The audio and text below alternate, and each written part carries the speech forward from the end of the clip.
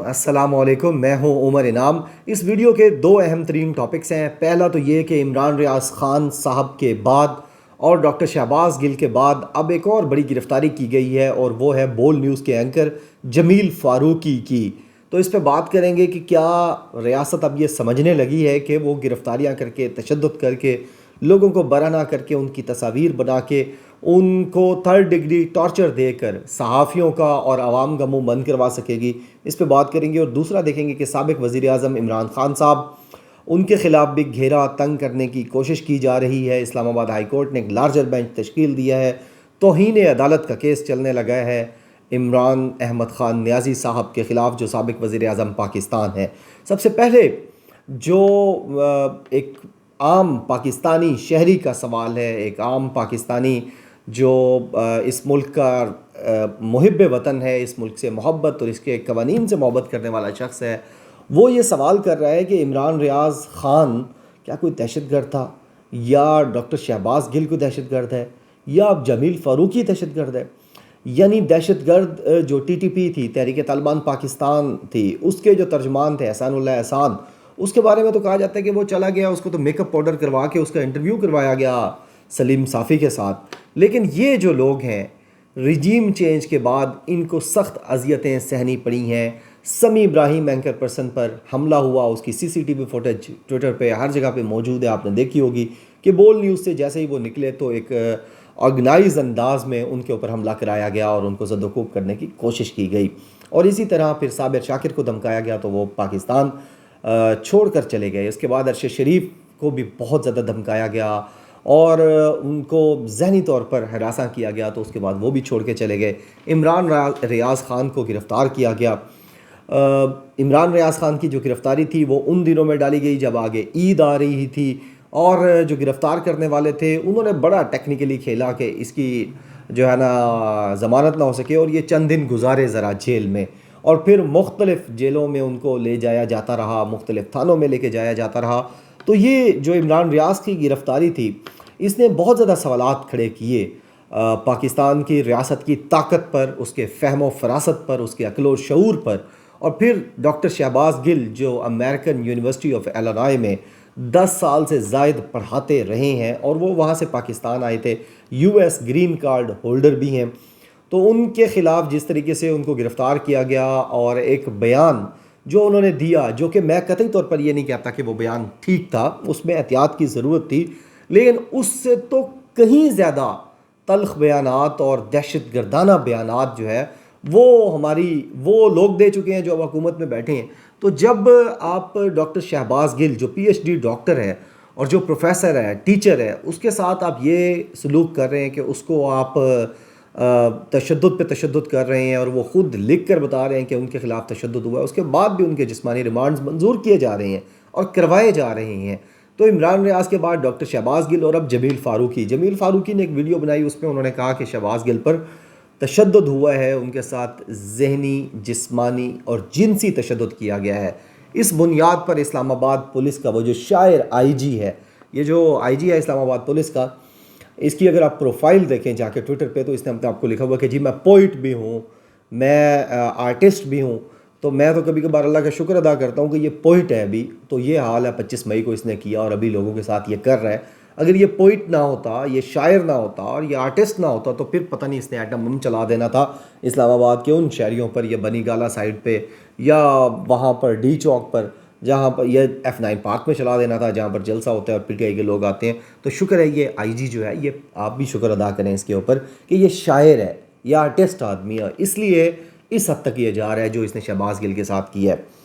تو یہ جمیل فاروقی نے کہا کہ جی جو شہباز گل کے حوالے سے خبریں آ رہی ہیں وہ یہ ہیں کہ اسلام آباد پولیس نے ان کے اوپر تشدد کیا ہے، اور انہوں نے اس کو کھول کر بتایا کہ کیسے کیا ان کے ساتھ ہوا ہے ڈاکٹر شہباز گل کے ساتھ۔ اس بنیاد پر ان کے خلاف مقدمہ درج کیا گیا اسلام آباد میں، ان کو گرفتار کرایا گیا بول نیوز کے آفس کے باہر، اور آج ان کا 3 روز کا راہداری ریمانڈ لے کر ان کو اسلام آباد لایا گیا ہے، اور شہباز گل کا بھی 2 روز کا جسمانی ریمانڈ لیا جا چکا ہے۔ تو یہ جو ہبڑ دبڑ مچی ہوئی ہے، یہ جلد بازی نظر آ رہی ہے، یہ جو بہت زیادہ یعنی جلدی میں سارے لوگ نظر آ رہے ہیں، تو اس سے تو کوئی اچھا تاثر ریاست کا نہیں مل رہا. دیکھیں ریاست کے بارے میں اعتزاز احسن صاحب نے بھی کہا تھا کہ ریاست ہوگی ماں کے جیسی.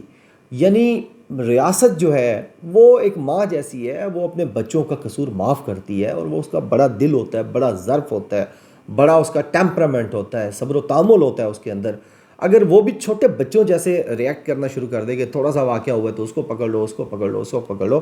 تو اس طریقے سے تو ریاستی ریٹ کمزور ہوتی ہے, مضبوط نہیں ہوتی. ویسٹ کے اندر کیوں فریڈم آف ایکسپریشن ہے, کیوں کرٹیسزم کرنے کی اجازت دی جاتی ہے, کیوں آپ جو ہے وہ پولیٹیشنز سے سوال کر سکتے ہیں, آپ ہر کسی سے سوال کر سکتے ہیں. یہاں کسی کے اوپر سوال کریں یا تنقید کریں تو وہ توہین عدالت بن جاتی ہے. اب انہوں نے سابق وزیر اعظم عمران خان کے خلاف توہین عدالت کی کارروائی شروع کروا دی ہے. پہلے ان کے خلاف دہشت گردی کا مقدمہ قائم کر دیا گیا. انہوں نے کیا کہا,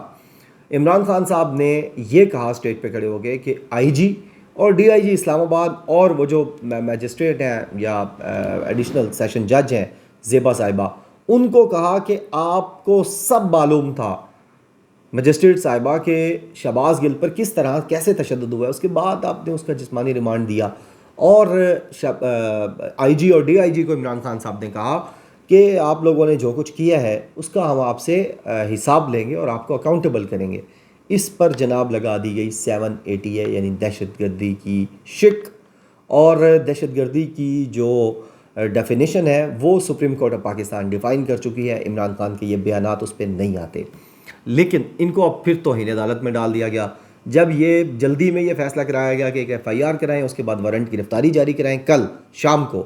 تو اس کے بعد پھر عمران خان کو گرفتار کریں. جب وہاں گئے تو وہاں لوگ پہنچے ہوئے تھے, میں بھی کل ساری رات وہاں پہ رہا اور میں نے دیکھا کہ بہت زیادہ جذبہ تھا لوگوں میں. میں نے ویڈیو بھی ایک صبح لگائی ہے اس کے اوپر اپنے اسی یوٹیوب چینل کے اوپر کہ کیا صورتحال ہے, چیک پوسٹ نمبر 1 سے لے کر چیک پوسٹ نمبر 2 تک کتنے لوگ تھے, کیا جذبہ تھا. تو جب انہوں نے دیکھا کہ اب یہ جو ہے نا جو 780 ہے یہ نہیں چل سکتی, یہ شک نہیں لگ سکتی, دہشت گردی تو عمران خان نے نہیں کی, تو پھر انہوں نے کہا جی توہین عدالت کی. توہین عدالت کیسے کی ہے جی, کہ وہ جو زیبا صاحبہ ہیں ان کا جو فیصلہ ہے اس کو کیوں ڈسکس کیا باہر, اور کیوں کہا ہے کہ وہ غلط ہے یا ان کو سوچنا چاہیے تھا. یعنی یہ وہ مقدس گائے ہے اس ملک میں, آزاد عدلیہ, جو اپنے آپ کو بہت آزاد کہتی ہے, لیکن در حقیقت یہ کسی ایک شخص کا اتنا جملہ برداشت نہیں کر سکتے کہ آپ نے جو فیصلہ دیا اس کے اوپر ہمیں ریزرویشنز ہیں. تو یہ جناب اسلام آباد ہائی کورٹ میں ایک درخواست دی گئی, اس میں کہا گیا کہ عمران خان نے توہین عدالت کی ہے, اس کے خلاف کارروائی کی جائے. اس درخواست کو منظور کیا گیا, ایک لارجر بینچ بنایا گیا ہے اور کل اس کی سماعت ہے. تو عمران خان کے خلاف بیسیکلی یہ تو ٹیکٹکس ہیں کہ ان کو پریشرائز کیا جائے. وہ ٹیبل پر ابھی بیٹھنے کو تیار نہیں ہے, کسی سے بات کرنے کو تیار نہیں ہے. اور پہلے تو یہ ہوتا تھا کہ جو بندہ بھی اقتدار سے جو جماعت بھی نکلتی تھی وہ فوراً یعنی 8 گھنٹے کے اندر وہاں پہنچ جاتا تھا جہاں سے اقتدار ملتا ہے. لیکن اب عمران خان صاحب وہاں جانے کو تیار نہیں ہیں, ان کی بات سننے کو تیار نہیں ہے, لہٰذا ان کو یہ سزا دی جا رہی ہے کہ کبھی دہشت گردی کے مقدمے, کبھی ان کے خلاف توہین عدالت کی چیزیں, اور توشاخانہ,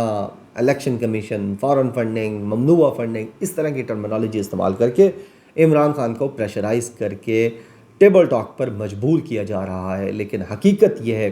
کہ عمران خان صاحب سے جب ہماری 2 دن پہلے ملاقات ہوئی, اور آج بھی میریٹ میں جب وہ خطاب کر رہے تھے,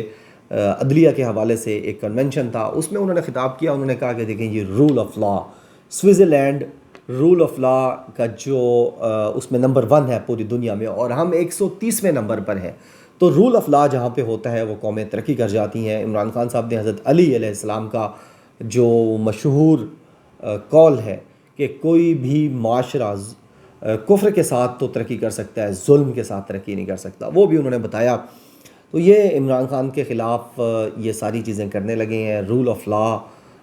بتا کر عمران خان کے خلاف کارروائی کرنے کا یہ سوچ رہے ہیں. اور یہ ان کا پلان یہ ہے, یا ان کو کسی نے مشورہ یہ دیا ہے کہ اس طرح کی حرکتیں کر کے یہ عمران خان کو ٹیبل ٹاک پر لے آئیں گے, عمران خان کو اپنے مطالبات منوانے میں یہ کامیاب ہو جائیں گے. لیکن عمران خان نے ہمیں بھی بنی گالہ میں جب ہم گئے ہوئے تھے نوجوان سارے صحافی, تو ہمیں بھی یہ بتایا, اور ابھی جو کنونشن ہوا ہے اس کے اندر بھی انہوں نے یہ بات کی کہ وہ کسی قسم کی ڈیل کے حق میں نہیں ہے, نہ وہ ڈیل لیں گے نہ وہ ڈیل دیں گے, بلکہ وہ جنگ کرنے کے موڈ میں ہے. جنگ ان تمام لوگوں کے خلاف جنہوں نے پاکستان کے ایک چلتے ہوئے نظام کو بند کیا, جنہوں نے پاکستان کی حقیقی آزادی، خود مختاری اور پاکستان کی ترقی میں رکاوٹیں حائل کی، ان کے خلاف عمران خان صاحب لڑنا چاہتے ہیں، اور وہ یہ چاہتے ہیں کہ اب اگر انہیں اقتدار بھی ملتا ہے تو اس کے فوری بعد آ کر وہ کوئی اور کام نہیں کریں گے، بلکہ وہ لوگ جو رجیم چینج آپریشن کے اہم کردار تھے ان کو سزائیں دلوانے کی طرف جائیں گے۔ تو یہ دو اہم ٹاپکس ہیں۔ آپ دیکھتے ہیں کہ عمران خان کے خلاف یہ جتنے ٹیکٹکس ہو رہے ہیں اس میں کتنا دم آتا ہے، کہاں تک جاتے ہیں۔ عمران خان صاحب سے جب ہماری ملاقات بنی گالہ میں ہوئی 2 دن پہلے، تو اس میں خان صاحب نے کہا یہ الٹا بھی لٹک جائیں، پورے کے پورے لوگ، سارے کے سارے پی ڈی ایم اور ان کو دیکھنے والے لوگ، ان کی سپورٹ کرنے والے لوگ، یہ الٹا بھی لٹک جائیں تو نہ مجھے توشہ خانہ میں نااہل کروا سکتے ہیں اور نہ ممنوعہ فنڈنگ میں، کیونکہ یہ دونوں بوگس کیسز ہیں عمران خان کے خلاف۔ اور اسی طرح یہ جو توہین عدالت کا کیس ہے یا دہشت گردی کا ایف آئی آر ہے، یہ بھی اسی طرح کی بوگس لگ رہی ہے، اور اس میں دہشت گردی کی ایف آئی آر میں بھی عمران خان کو 3 دن کی ضمانت مل چکی ہے۔ یہ سارے معاملات ہیں، چیزیں بہت تیزی سے ڈیولپ ہو رہی ہیں، مزید جو بھی ڈیولپمنٹس ہوگی وہ ریگولرلی میں کوشش کروں گا آپ کے سامنے اس چینل پر لازمی رکھتا رہوں۔ اپنا فیڈ بیک لازمی دیجیے گا کہ کیا چیزیں ویڈیو میں ہونی چاہیے، کس طرح کی کون سے ٹاپکس ہونے چاہیے، اگر انٹرویو ہو تو کس کا ہو، تو اس طرح کی سجیشنز میں خوش آمدید کہوں گا ان کو۔ اپنا بہت زیادہ خیال رکھیے گا، بہت شکریہ، اللہ حافظ، پاکستان زندہ باد۔